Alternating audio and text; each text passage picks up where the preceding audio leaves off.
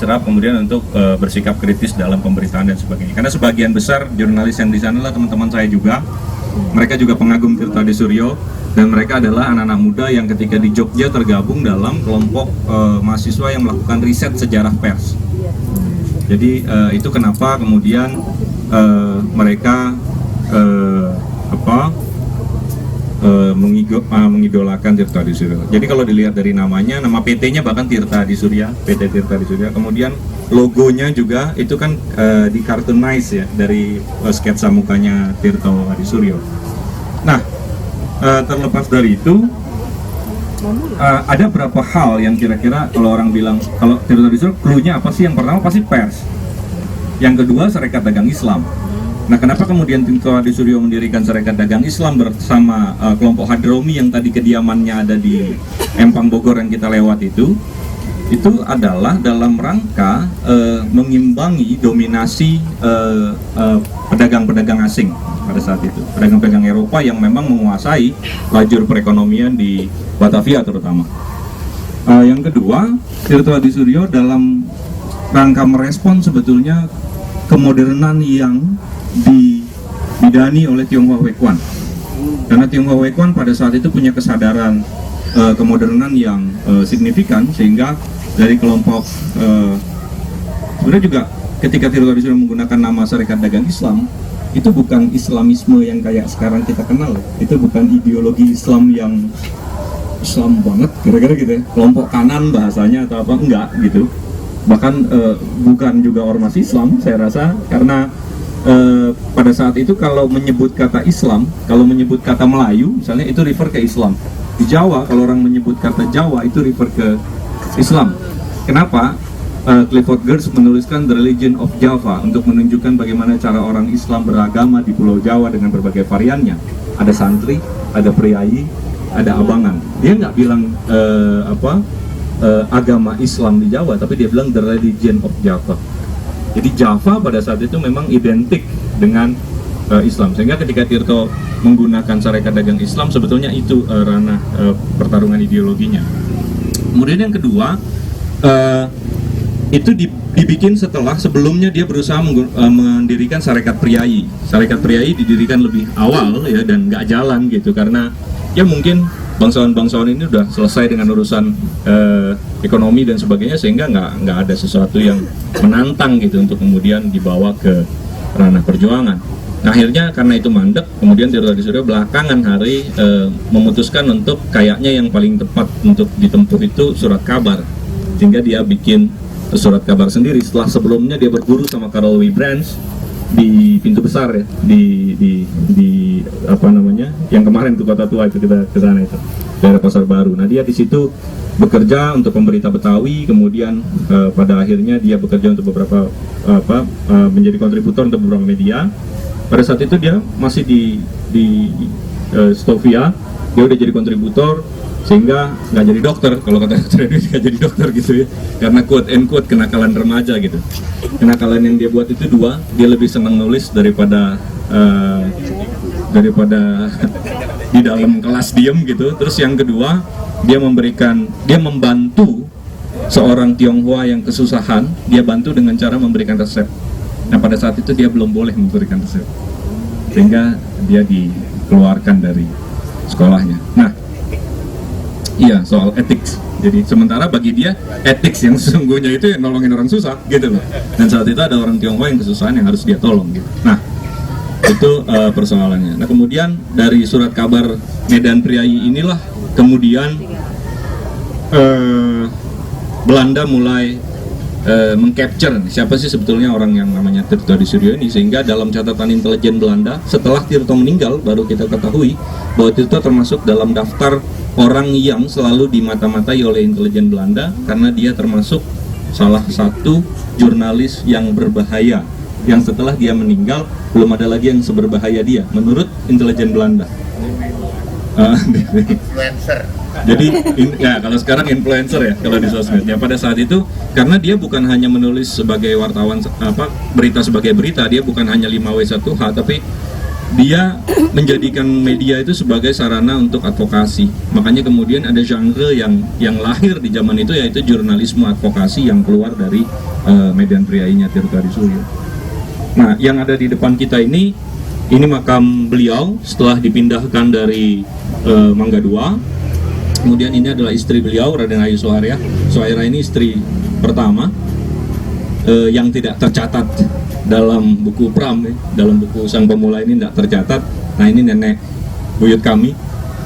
Kemudian dari perkawinan mereka berdua lahirlah Opa Raden Mas Priyatman, yang di buku ini ditulis Pram sebagai penyair Priyatman, karena memang beliau selain birokrat ya beliau adalah penyair. Nah, ini istri dari Raden Mas Priyatman. Ini oma kami. Nah, ini yang kemudian orang nggak banyak ketahui adalah bahwa Tirta Suryo bukan hanya berjuang di pers dan Sarekat Dagang Islam saja, tapi dia merumuskan gagasan tentang nation. Jadi kalau kita hari ini, barangkali orang-orang yang menjadi tokoh politik juga belum tentu bisa membedakan mana Indonesia yang state, mana Indonesia yang nation. Karena kan substantially bedanya jauh tuh antara state dan nation, antara bangsa dan negara. Hari ini orang sering ketelingsut ketika bicara Indonesia yang bangsa, Indonesia yang negara. Nah, sebelum Indonesia yang negara lahir, embrio atau fase gestation, fase pembenihan dari konsep kebangsaan itu sudah dilakukan oleh Tirto. Dengan cara apa? Dia merumuskan siapa sih kita kira-kira. Dia menginterpelasi orang-orang yang ada di belahan lain daripada Batavia dan Boitenzur dan Bandung. Karena Medan Priayi waktu itu kan di sekitar sini ada satu titik di daerah sini yang memang kantor pusatnya Medan Priayi, kemudian kantor cabangnya itu di Jalan Naripan Bandung. Jalan Naripan Bandung. Ada yang mengusulkan? Ya, Jalan Naripan Bandung itu yang sekarang jadi gedung kebudayaan yang pas di Hub gitu. Apa mengusulkan nama Jalan Tirta Suryo.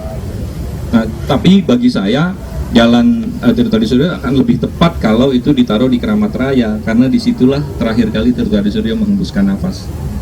Nah, menurut beberapa orang termasuk Al Zastro yang suka dorong Gus Dur, yang suka pakai belangkon itu, kemudian menurut Yudi Latif dan beberapa sejarawan, ada Muhyiddin Dahlan dan lain-lain, lokasi di mana dulu Tirta Suryo meninggal yang sebetulnya punya dia, Hotel Medan Priayi itu adalah sekarang yang jadi gedung PBNU. Gitu. Jadi lokasinya kira-kira di situ titiknya. Karena dulu asrama Hotel Medan Priayi itu adalah menjadi titik transit bagi orang yang mau berangkat haji sebelum ke Sunda Kelapa. Jadi sebelum mereka ke Sunda Kelapa, mereka di karantina dulu lah, kira-kira di situ ada pelatihan dan sebagainya dan sebagainya. Di seberang CCPKI. Kan di Keramat 81 itu kan kantor CCPKI, ini seberang. Nah, kira-kira di situ lah titiknya, di seputaran situ. Nah, jadi di dekat-dekat Raden Saleh juga ya tempatnya. Nah, ada hal lain selain Sarekat Dagang Islam dan jurnalisme. Sebetulnya Tirta juga merumuskan itu tadi, kesadaran kebangsaan. Dia merumuskan kesadaran kebangsaan itu dengan memposisikan kita vis-a-vis atau berseberangan dengan orang-orang yang menindas. Dia nggak melihat dalam paradigma rasistik. Misalnya, oh itu orang Eropa musuh kita, enggak.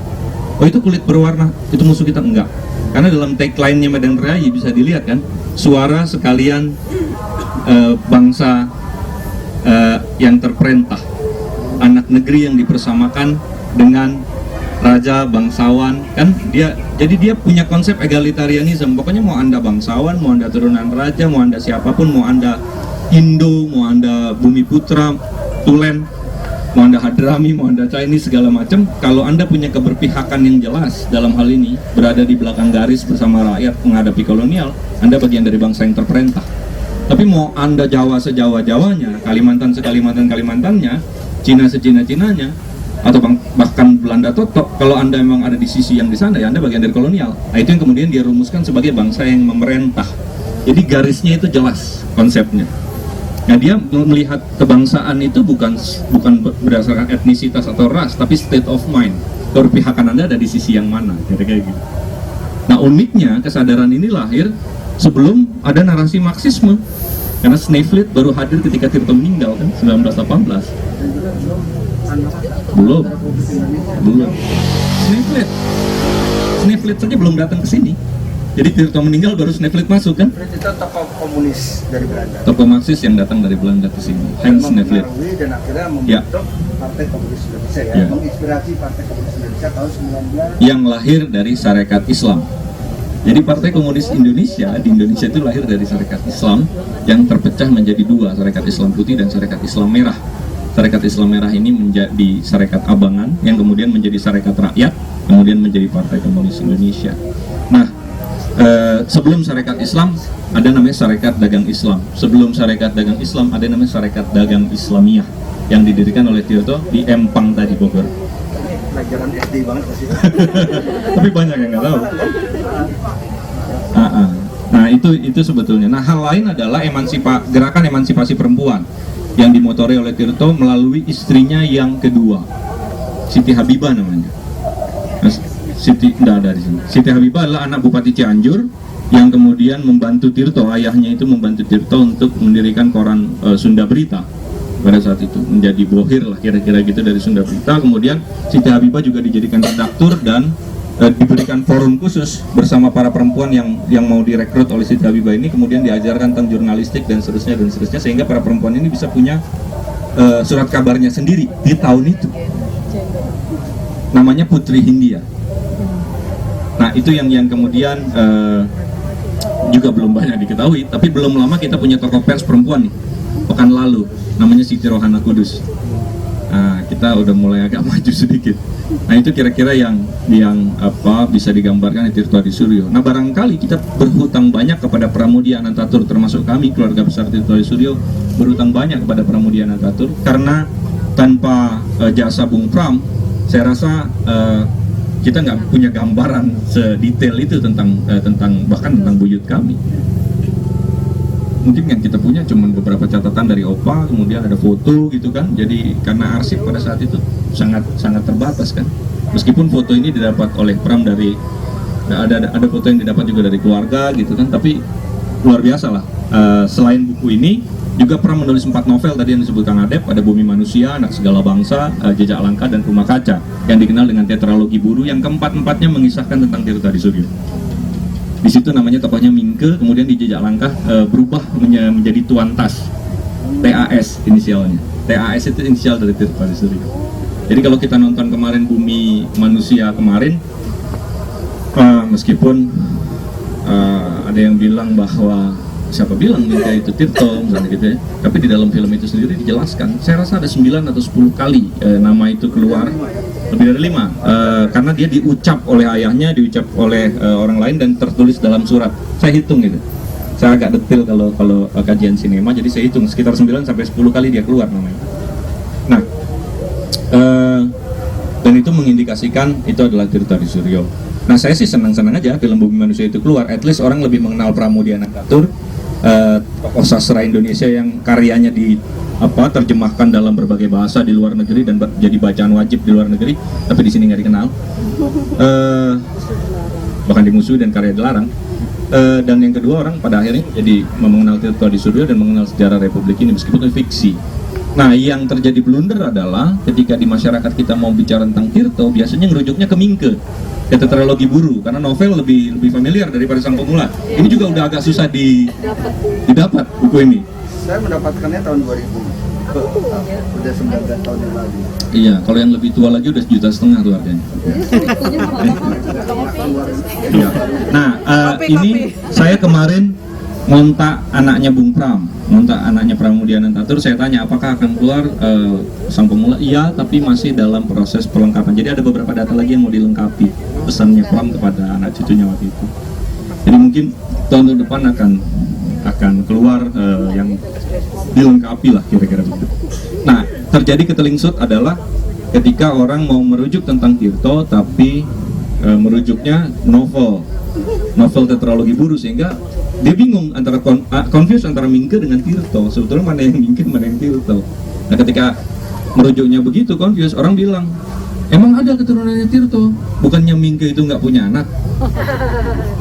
Yang Mingke itu fiksi, itu masalahnya. Yang Anda rujuk fiksi, yang Anda bicarakan ini yang non fiksi, gitu. Yang faktual gitu. Jadi ya gitu deh.